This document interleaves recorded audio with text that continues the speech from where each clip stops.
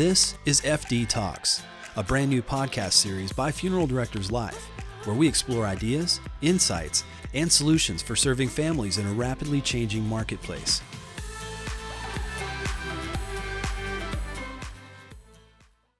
Well, hello everyone, and welcome to this edition of our FT Talks podcast. Today we're going to talk about technology in the funeral home, specifically live streaming. It's been kind of commonplace nowadays, and we've had a lot of questions come in about live streaming. So we decided to bring in our special guest today. Tyler Ward we have with us today. Tyler, tell us a little bit about what you do. Yeah, Rob, thank you for having me. So, I really just kind of help serve our funeral homes in providing a really great high-quality live streaming solution that ultimately helps their families attend from wherever they may be.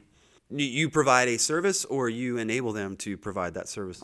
So we enable them, but we also provide support for them as well. So, we want to make sure that they feel confident running their equipment, and we have somebody there to kind of help them, but we're also checking their services that are going on. So why live stream in the first place? Yeah, so we actually, we recently did a study, or redid our study on the funeral consumer and the changing funeral consumer with McKee Wallwork and Company. And in that study, 42% of people said that they were comfortable attending a funeral online. And just 10 years ago, that was 19%. So that was a 121% increase in people just comfortable attending a funeral online. You could really thank COVID for that, even though we're not really in COVID nowadays. But just overall, people's lives are very hectic. I mean, it's very difficult to get off work, and everybody's schedule is difficult. I think we've all seen plane tickets lately. Those are through the roof. So it can be difficult to buy a plane ticket in 3 days' notice to get back home for a service. So just having that ability for people to be able to attend wherever they may be for whatever circumstance is kind of the why behind live streaming. I know that we've also in that study noticed that funeral attendance is declining. But also, anecdotally speaking, Ron, your boss, I had him on a podcast last year talking about live streaming. He shared a story with us about, he was actually doing it himself. He was doing the streaming, and he was kind of in the moment of that. But he was able to go back and relive that separately, the recording, because that's another aspect of it too, is actually recording it. But Ron, when he thinks about how many people were in attendance at that funeral, he sums that up with not only the live attendees, but also the people who were viewing it online. Yeah, absolutely. And I was one of those people watching online because his service was down in San Antonio, and I couldn't take off because I had to help keep things afloat while he was grieving the loss of his mom. And so I was able to attend that service and just show the love to my boss in a moment, a very hard moment for him in his life. I've been in a lot of funeral homes that have offered live streaming for a number of years now too, but I know that in recent years has it been your observation that families have come to just expect that service? Yeah, absolutely. And I think it's, we talk about the changing funeral consumer a lot, and they want technology, and live streaming is one of those things that they want. In today's day and age, families are more dispersed, and that's something that we've seen. My family in particular, we've got people all throughout the United States, and it can become very difficult for people to travel in a few days' notice for a funeral service that might be out in rural West Texas. It's hard to get to. I know that during the earliest parts of the pandemic, when everything was unprecedented, it seemed like, and there was a huge demand. There was a time when you couldn't buy a webcam, you couldn't buy any microphones or any kind of even computers because that was in such demand. So how has all that contributed to what's currently offered today? Yeah, so there's a lot of just kind of flexibility overall. So there's a wide variety of things out there. There's hard-mounted cameras. There's people that are using their cell phones and Facebook because that's just really the only thing that they had available. Because you're right, cameras were non-existent. You couldn't go to Best Buy and find a camera to stream with. You couldn't find computers to use just because everybody had to kind of adapt in those times that were just totally unprecedented. So fast forward to today, what would you say is the biggest problem that funeral homes face with live streaming? So there's a lot, but I would say the biggest one is just finding something that works, and because when it comes to it, it comes down to ultimately it's their family services that they're live streaming, and funeral homes want something out there that's going to work, and it matches their brand that they have built in their community. I noticed that a lot of the clients that I've worked with, just from an audio and visual standpoint, took the do-it-yourself route. What have been some, I guess, what have been some pitfalls? What have been some frustrations that they've had with that? Yeah, so the biggest thing is music in the services. Every funeral service that I've been to has copyrighted music, has music that was written by somebody and has ultimately been copyrighted. And so that really, if that's played on some social media platforms as Facebook and YouTube, that music will be shut off and just all of the audio will be shut off. And it's nothing that the funeral home did or the family did. It's just how Facebook and YouTube have kind of set themselves up to protect themselves. Kind of what we're going to be doing today is just giving some general advice and some best practices. I think we might switch over to like a do and don't scenario here before too long. I want to make sure that we talk about the fact that, dispersion of families has always been sort of an issue. But when we went into our COVID era, that dispersion was not even necessarily physical. A lot of times it was just people just weren't able to attend. Right. Yeah, absolutely. And that's something that, there's always been those situations, before COVID even, that people weren't able to attend. And that just kind of, has been something that we've tried to handle. And that's, just the overall decrease in funeral attendance is something we've seen over the last couple of years and really up to a decade in the funeral industry. Let's do our first do. And I want to just say, I'm going to say it, think about it as a way to increase your attendance. Is that correct? Yeah. Expand on that? Yeah, absolutely. So I'm gonna kind of shift it up here on you a little bit, Rob, and go to a church and think about a church. During the pandemic, we weren't able to go to church services, and churches had to adapt just like funeral homes did. We correlate funeral services to church services a lot in our industry. So that really just kind of, that was their way to share their message and still allow people to attend. And if you ask a pastor, any pastor that live streams, how many people do you typically have attend your services on a just any given Sunday? They're going to say, the in-person attendance, but they're also going to say we have about X amount of people watching online. So they're thinking of those people that aren't able to attend for whatever reason that may be. They're thinking of them as attending as well, even though they're watching online. I'm going to do another do. Do use the right equipment. This is something that I got a lot of questions on, especially as I guess it was during 2020, earliest parts of COVID when nobody knew what was going on or anything. And I had so many of our customers who were calling up saying, we can only do 10 people graveside.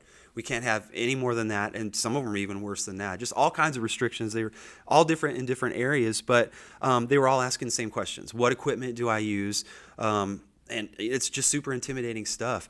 So I think that probably to clear the air on some of that, you don't need high-end equipment, but you do need the right equipment. And kind of it's a little bit of a slippery slope. We actually will have a quick start. We've developed a quick start guide that's going to be available for download that kind of goes into detail. It includes practical tips, equipment to look for, because we understand that trying to do a live stream, it's a pretty big learning curve, as you well know. Yeah, and in that quick start guide, again, it's just a few things that we've found very important that they should at least, check and verify if they're going to do it themselves. Another do that you could kind of, when it comes to live streaming, is offer value to your families when it comes to offering that live streaming. And really think about live streaming as a way to connect your families and really bring them together as a competitive advantage for your funeral home.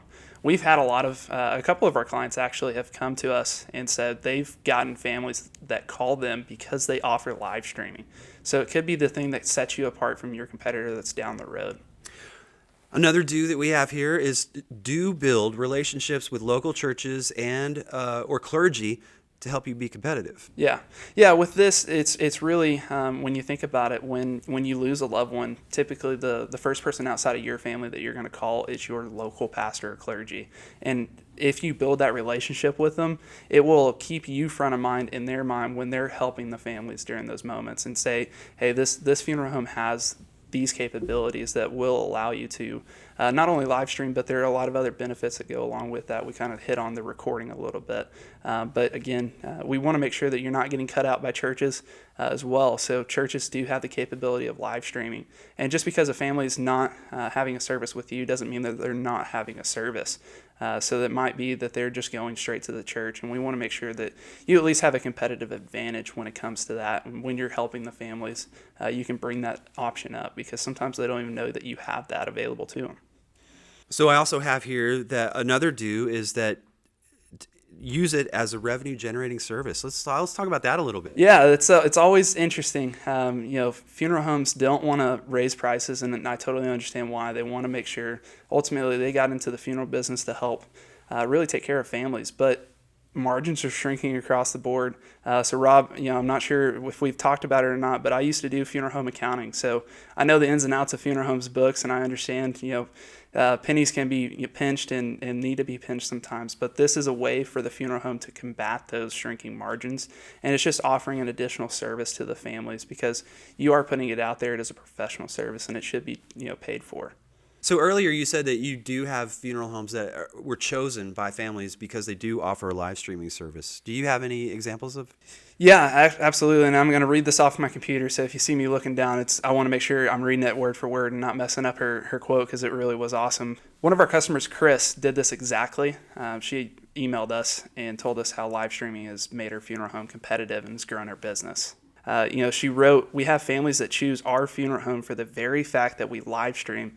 But what is just as exciting as that is the number of churches and families who are now allowing us to work their memorial services for the sole fact that we will stream it for free." So that's kind of how they go about charging for it, is they don't charge for it.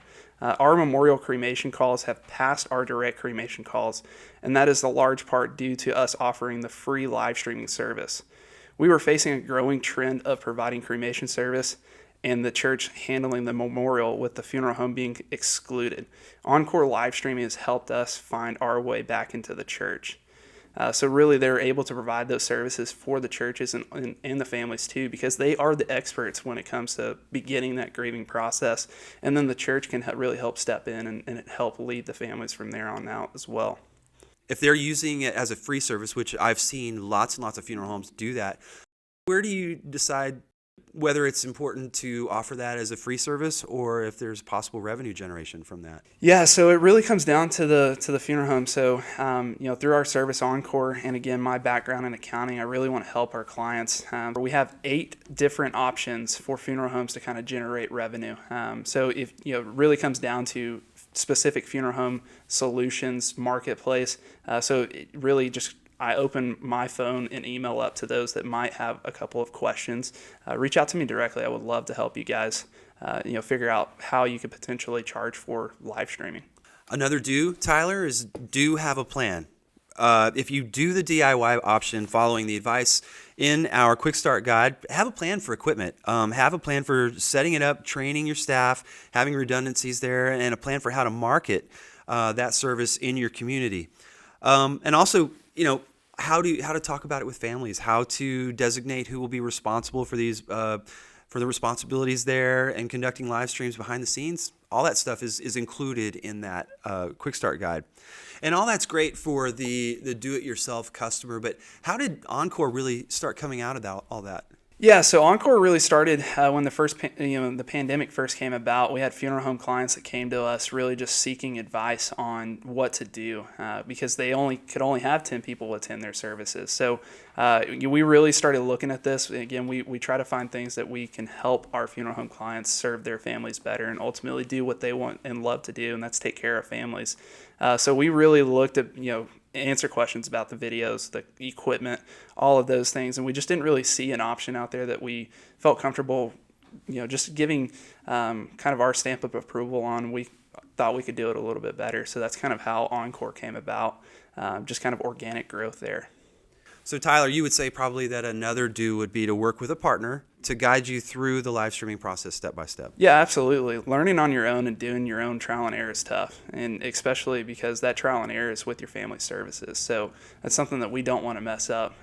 So kind of learning that, we've tested and we know it works, and we share information and advice with customers as we learn it. So working with an expert is the best way to kind of set your funeral home up with live streaming success. Very good.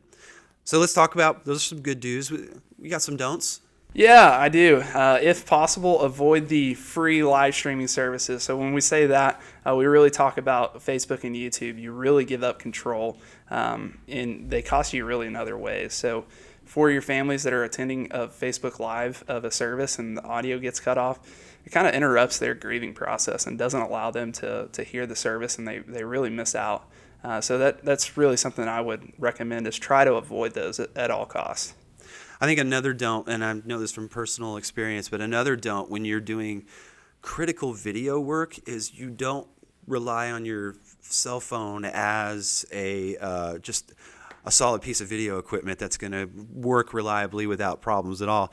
I know that there's obviously there's certain things about a cell phone. They take great pictures, and in a pinch they work great for video. But when we're talking about an important event, such as a funeral, or such as what happened to me recently, I went to go see my daughter's play, and I started recording it, and then all of a sudden, I get a Teams notification from work, and so automatically, I'm like, okay, there's something work involved here. I'm distracted a little bit.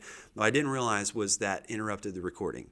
I didn't get any indication that the recording had gotten interrupted, but I suspected, so I backed out of it, and sure enough, it was, and I missed about probably 30 seconds. Plus, iPhones, sometimes you don't get a good solid response when you push record, whether you feel like you're getting good feedback on your camera. So I would say don't count on your mobile device as being reliable video acquisition equipment. Yeah, I would agree with that. We've actually had a customer, Brian, and we've talked about him in a few articles that we've released. He was trying to run around with this phone, and Rob, believe it or not, Brian went to school to be a funeral director, not a film director. And so he was having a lot of families that were kind of complaining about the quality and not getting the shots that they wanted, and running out of memory, kind of what you said. And so he just really wasn't happy. We want to try to avoid that in the final result, if at all possible. So do you have another don't? Don't give up or get discouraged. You don't have to be a tech expert to live stream. It's something, especially if you have the right equipment and the right kind of support and service behind it. If you work with that partner, it should be relatively simple. And it's important for the families to have. And having those free live streamings can be very frustrating. We don't want you to be frustrated when you're doing the service. Tyler, what would you say is what's at risk for the funeral home that still doesn't want to do it? They're resistant and they don't want to offer live streaming services. Yeah, as I mentioned before, really the statistic of 42% of people are comfortable attending a funeral online, and that increased 121% in the last decade. Families are going to expect this more and more, and we have to be able to adapt to families' needs, or we risk getting cut out of the equation altogether. And ultimately, we don't want that for the funeral home or the funeral industry, because what we're doing is very important, and we're allowing people to start that grieving process. And having a live streaming wherever they may be in the world, they're able to be able to tune in and grieve the loss of a loved one. So what does success look like when you live stream the right way? There's a lot. I mean, you could use this as a revenue generating source for your funeral home. You're allowing your family members to connect from wherever they may be in the world. You kind of talked about Brian earlier. He was very just a little bit put off by live streaming because of his experiences. However, he reluctantly let us come in, and on his very first service with us, he actually after the service was done, he had a family member call in, and she was crying. And when he picked up the phone, he thought something tragic had happened. But she really assured him, no, these are happy tears, because I was able to attend my family member's service from Pennsylvania down into little West Texas. And that was just really reaffirming to him that there is success with live streaming if you do it right. Tyler, really appreciate you being on our program today. Do you have any last words for our listeners as far as what if they have questions? Yeah, if you have questions, just reach out to me. My email address is tyler.ward@funeraldirectorslife.com. I would love to answer those questions, whether that you decide to go with Encore or not. We want to make sure that you are set up for success in live streaming, and ultimately that helps the families out. And I want to thank you for watching. If you have any questions or comments or ideas for future programming, feel free to reach out to me on email, fdtalks@funeraldirectorslife.com. Don't forget to look for that free quick start guide that will be available as a download. and happy live streaming. If you would like to reach out to us about this episode or this series, please visit us online at funeraldirectorslife.com/FD Talks. There you can find information about this episode and submit any comments, suggestions, or feedback about our series. And we also welcome your ideas for future episodes. Join us next time on FD Talks as we explore ideas, insights, and solutions for serving families in a rapidly changing marketplace.